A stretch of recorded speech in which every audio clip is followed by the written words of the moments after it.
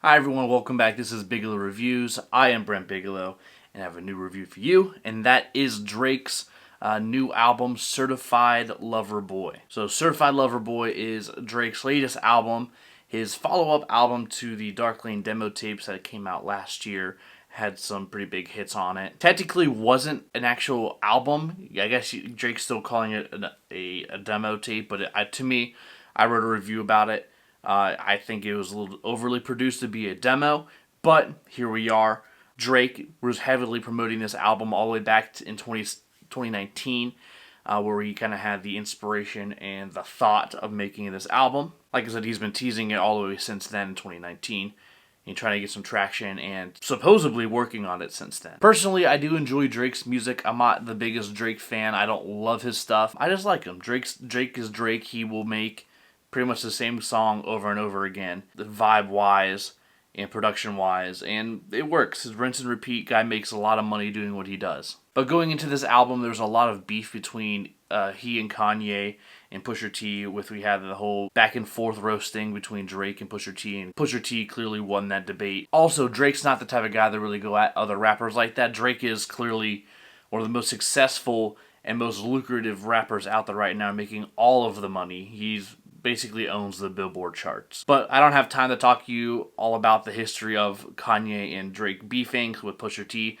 We're not here for that. We're here to review this album. And personally, I think Certified Lover Boy is a dud. Especially if he's been teasing this album since 2019. There's a lot of songs on here that just don't sound anything different than anything that would have came out during Dark Lane demo tapes. Personally, I think Dark Lane demo tapes is actually a better album than Certified Lover Boy is. Also, I failed to mention how awful the cover art on this album is. Like, look at this. Are you serious? Are you serious? That's the best you can do? That's it? Emojis? Are you kidding me? It's bad. This is lazy. Certified Lover Boy feels like a rushed assignment that was due at like 12 a.m. and you started working on it at 10 p.m. It doesn't sound like he's been working on this album since 2019. Certified Lover Boy even has a whole bunch of tracks on here that just sound like they're, like I said, halfway done and not really inspired, but here's some of the ones that really stood out to me in my eyes and not being the best. So the first song I have on here is In the Bible featuring Giveon and Lil Durk. Drake doesn't do much on this one. Lil Durk does indeed save the song, I believe. And you save Giveon for like the very tail end of this track, it makes no sense to me. Love All has a pretty nice beat on it, but it's very sexy and everything, but Drake has a whole bunch of songs like this in his catalog already. It doesn't sound different. It doesn't sound like anything we haven't heard before. Not that like I'm asking Drake to make something that's reinventing the wheel or anything, but you know, it gets stuck in the wash. It all sounds like something we've already heard. Even Fair Trade with Travis Scott sounds like it would be the song on the track list that would actually liven up everything. But actually, I think this is probably the lamest track on here. We know what Travis Scott and Drake can do together. Have you ever heard of Sicko Mode? I'm sure you've heard the song before. The expectation that you would get from a Drake and Travis Scott song is not here. Travis adds a little bit of energy at the end of the song, but Drake just sounds comatose. And that's an issue throughout this entire album, honestly. The track Into Deep sounds like Drake's version of the song Jail off of Kanye West's Donda with the guitar riffs and everything. It sounds like he's completely ripping that off. And Future even being on this track doesn't add anything different either. Future's doing his normal Future ass shit, and it doesn't add anything to the album. It's all the same stuff we've already heard before. And the other track on here, we have No Friends in the Industry, which is basically, it's another song about the beef between Kanye and Pusha T. Drake's just whining about how he's number one and nobody can contend with him, basically, is what the song reminds me of. It makes me think about. And talk about, hey, he has no friends in the industry. Dude, all your friends are on this album. You collaborate with Future so much. You have Travis Scott on this album. You have so many of your normal collaborators on this thing. What do you mean you don't have friends in the industry? All your friends are literally working for you and with you. The song Knife Talk is another one of the songs I think is a miss. You have 21 Savage on here, which I love 21 Savage, and he does a great job on the song. He does what you would think he would do. It's really good. But Drake rapping on like a 21 Savage beat does not work for me. Drake is not hard. Drake is not the type of guy that rap on a beat like this, and he never should have been on the song before at all, and it's on his own album. And honestly, I think the worst offender of them all is Way Too Sexy. This song is so bad that it's good.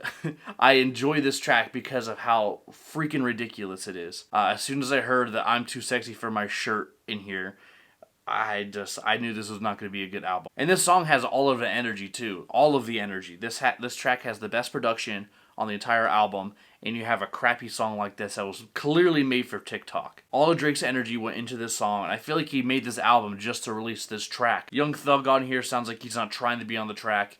Future does his thing that you would expect from Future. Not to say he wasn't good on it, but yeah, Young Thug sounded like he knew the song was gonna be a miss and he didn't want to be on it. You kind of like on the mixing and like you could tell his voice is really far back and he's not trying to be heard. That being said, this album is a complete miss. There's a couple songs in here I think are really, really decent. For starters, I think the best song on here is TSU, which Drake has a story about how he has this girl that works at a strip club and he's trying to help her with her future goals, and she's trying to start a business and he's funding her business, but at the same time he keeps her around for sexual pleasures and favors of such things. There's a line in here where he talks about how he was trying to shoot a porno with this girl, but she has got morals now, so she's not going to do it. It's a good track. There's actually a story to this one, and supposedly it's a true story as well. Pipe Down's another song in here that I do enjoy. It has really good production on it. It has Drake talking about how he's trying to do everything he can for this girl to keep her around and for her to like her. For her to like him. They're just like two different puzzle pieces trying to get matched together. They don't match at all. And then another one of the songs on here about the Kanye West beef.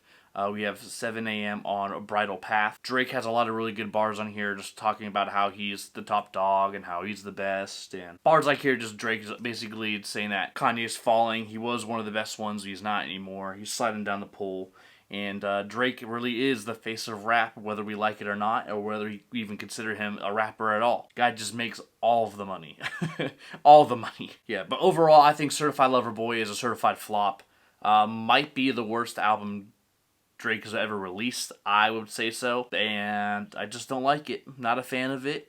I'm not going to remember this album. There's a few songs on here that I will probably go back to, but that's really about it. I give Certified Lover Boy by Drake a score of 46. It really could have been worse than that, but some of the good songs on here are good. And even some of the songs I didn't talk about are just meh. But what did you think? Put your score down the bottom of the comment section. Let me know. Like, comment, subscribe, share with a friend, and I'll see you in the next one. Biggie out.